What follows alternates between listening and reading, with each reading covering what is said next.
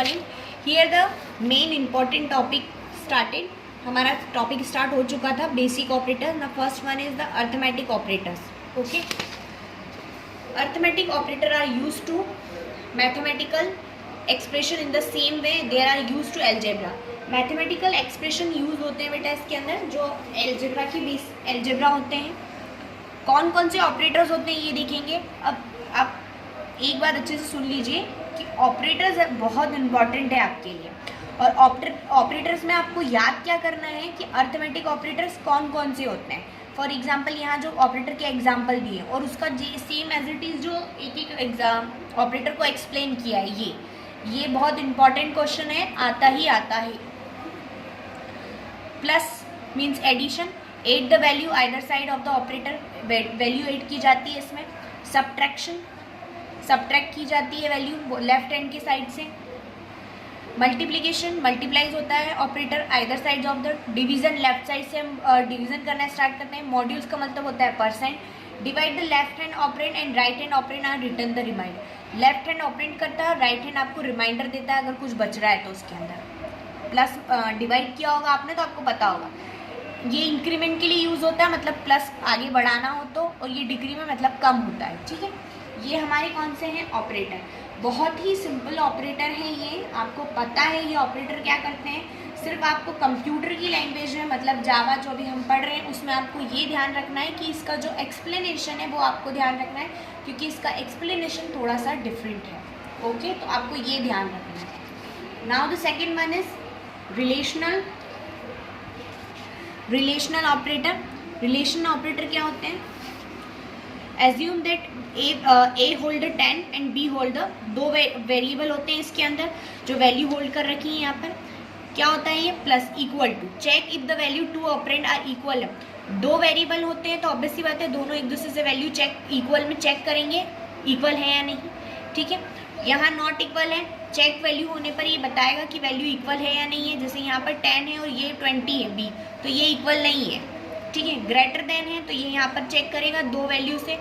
अब इसमें हमको ध्यान रखना है कि रिलेशनल ऑपरेटर में दो चीज़ें होनी चाहिए, मतलब दो वैल्यू होनी चाहिए, दो वेरिएबल होना चाहिए, तो ये चेक होगा आपस में, है ना। ग्रेटर देन ऑब्वियस सी बात है, हमको यहाँ B is greater than A, यहाँ आपको दिख रहा है। लेस देन तो A is less than to B, ये भी आपको मालूम है। फिर है ग्रेटर देन इक्वल, कि दोनों सेम हो या लेफ्ट ऑपरेटर ग्रेटर हो और राइट ऑपरेटर हो। ठीक है, फिर less than equal, left operator less than to equal to the right operator, ये चेक होता है। इम्पॉर्टेंट है आपके लिए ऑपरेटर, मैं आपको बार बार बोल रही हूँ, ये जो ऑपरेटर हम पढ़ रहे हैं arithmetic operator and relational operator, ये बहुत इम्पॉर्टेंट है आपके लिए। आपको ये जो मीनिंग यहाँ दिया हुआ है, एक्सप्लेनेशन जो दिया हुआ है, ये आपको याद रखना है कि ये क्या हो रहा है, क्योंकि ये डिफरेंट है कंप्यूटर लैंग्वेज में। Now the second is another one is bitwise operator. Java define the several bitwise operator which can be applied to the integer, long, int, short, character, byte. ये सारे हमारे bitwise operator होते हैं जावा में, long, int, short. bitwise operator work on the bit पे करते हैं। assume integer a hold 60 और b ने hold कर रखा है 30। अब उसके बेसिस पे हम यहाँ पर करेंगे। bitwise end, binary end operator copies to bit result to the exit both operand। ये ऑपरेटर हमारा बिट के फॉर्म में काम करेगा।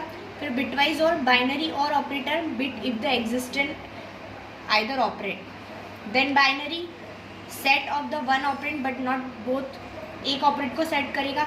Left shifted binary, shift operator left operand, value is move to the left number, value left में move करेगी यहाँ से। बाइनरी कॉम्प्लीमेंट क्या होता है, operator is unary and it's affected of flipping bits. Right shift क्या होता है, binary right operate, the left operand value move to the right, ये राइट में शिफ्ट हो जाएगी। जीरो फिल क्या होगा, shift to the zero fill operator, ये जीरो फिल में शिफ्ट हो जाएगी। लेफ्ट और राइट का मतलब होता है वैल्यू राइट में या लेफ्ट में शिफ्ट होगी ऑपरेंड के बेसिस के अकॉर्डिंग। ठीक है, अब यहाँ पर है लॉजिकल ऑपरेटर। लॉजिकल ऑपरेटर क्या होता है, call to the and operator if the both operand are non zero then the conditional become true. अगर दोनों जीरो नहीं है तो कंडीशन ट्रू हो जाएगी। इसमें हम देखेंगे लॉजिकल में कि ये कंडीशन ट्रू और फॉल्स पे काम करेगा। ठीक है, called logical or operator if the any two operand are non-zero then the condition is become a true। Condition logical में ट्रू हो जाएगी इस बेसिस पे, और लॉजिकल नॉट में क्या होगा, use to deserve operand if a condition is true then the logical not operand will make false. Okay, now the assignment operator, ये वैल्यू असाइन करेगा equal simple assignment operator value right side operand. Okay, आपको आप जब ये read करेंगे, अब ये वाला आप अपने मन से करेंगे, जब आप ये रीड करेंगे और ये पढ़ेंगे उसका ऑपरेटर, ये सिंप्लीफाई, तो आपको बहुत अच्छे से ऑटोमेटिकली समझ में आ जाएगा कि क्या हो रहा है। ठीक है, यहाँ पर आपका ये चैप्टर कंप्लीट होता है। That's mean chapter number 8 is completed. Now अब मैं यहाँ कुछ क्वेश्चंस देखूंगी, आपको भी ये क्वेश्चंस देखना है जो सॉल्व्ड क्वेश्चंस हैं। इसमें अगर आपको कुछ समझ में नहीं आ रहा है तो आप मुझसे पूछ सकते हैं कि क्या है। ओके, आप मुझसे पूछ सकते हैं यहाँ पर कि आपको क्या समझ में नहीं आ रहा है। इस सैटरडे को हमारा डाउट सेशन है, उसमें भी आप मुझसे पूछ सकते हैं कि आपको क्या नहीं आया है आपके इस चैप्टर में। अगर मैंने कुछ समझाया है तो आप बिल्कुल मुझसे पूछ सकते हैं, हम उस डाउट सेशन में यही क्लियर करेंगे। Thank you.